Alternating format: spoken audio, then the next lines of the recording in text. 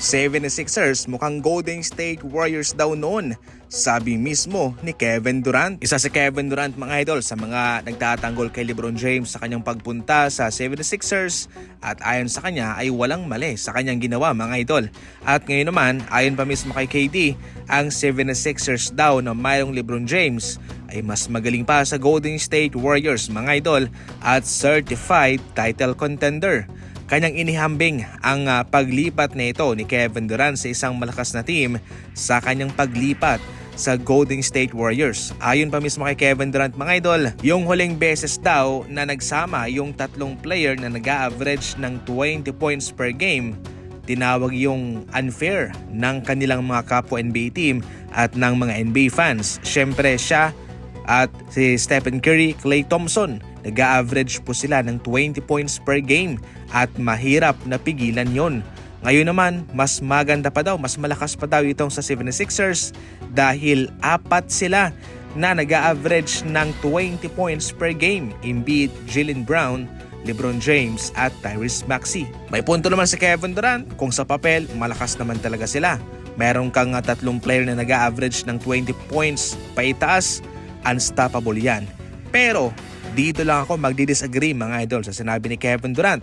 Ang Golden State Warriors kasi ay malalim na yung kanilang koneksyon, yung kanilang chemistry. Subok na yon. At nang pumasok na si Kevin Durant sa kanila, naging maganda pa rin naman yung kanilang relasyon sa isa't isa. Walang nagbago sa kanilang chemistry. At gumanda pa nga lalo. Yun po ang nagpa-unstoppable pa sa Golden State Warriors. Ngayon, sa 76ers, pabor ako sa kanyang sinabi. Pero hindi pa natin nakikita yung chemistry, mga idol, ng mga malalarong ito. Dalawa ang bago sa kanilang kupunan. Mga superstar, si Jaylen Brown galing sa isang team na siya ang in charge nung wala pa si Jason Tatum. Sanay siya na siya ang may hawak ng bola. Si LeBron James galing sa Los Angeles Lakers na sanay sa pagiging first option.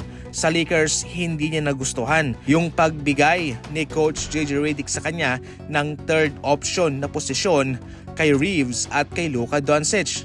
At meron ka pang Tyrese Maxey na leader ng 76ers. Lahat yan ay mag-a-adjust. Gets niyo ba? Lahat yan ay mag-a-adjust sa kanilang mga teammates. Si LeBron mag-a-adjust, ganun din si Brown, ganun din si Tyrese Maxey. Si Embiid, ganun din mismo, mga idol. Sa Golden State Warriors, wala silang adjustment dahil feel at home sila. Alam nila kung ano yung kanilang mga trabaho. Si Klay Thompson, kahit na second option, nag-a-average ng 20 points paitaas. Stephen Curry, 30 points. Si Green naman, kahit na maliit, yung kanyang mga naambag sa rebounding, sa assist, sa depensa, napakaganda. Si Kevin Durant nag-a-average ng 20 points plus per game dahil alam niya ang kanyang trabaho. Sa Sixers, hindi pa nila alam yon. Yun pa lang ang kanilang aalamin sa pagsisimula ng NBA season. Sinasabi ko tama si Kevin Durant sa papel, pero magkakaalaman na lang po yan sa mismong actual na laro. Doon natin makikita kung ano yung kanilang mga pagbabagong gagawin at kung magagawa ba nilang malampasan, magiba yung record ng Golden State Warriors sa regular season. Para sa inyo, mga idol, ano ang komento ninyo? I-comment lang at babasahin ko yan.